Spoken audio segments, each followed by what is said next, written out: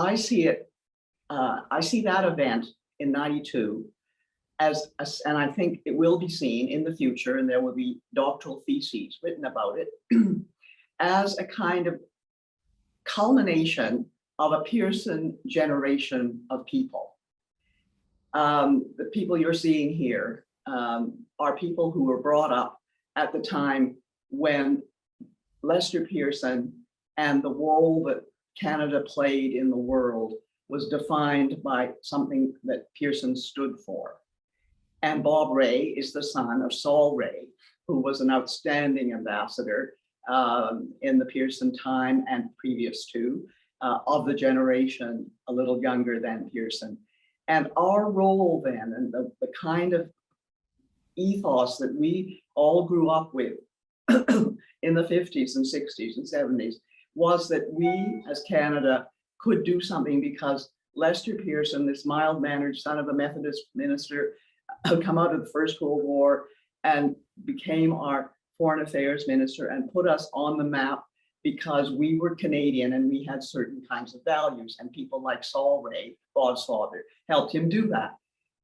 The people of that generation were the ones that we, when we were at university, looked up to.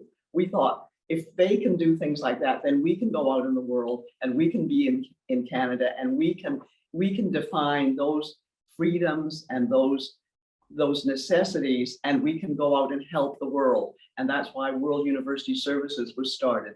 That's why we all went out. Stephen Lewis went to Africa in 1961 because there was a dimension there that he wanted to create. Then he came back to Canada and did things domestically.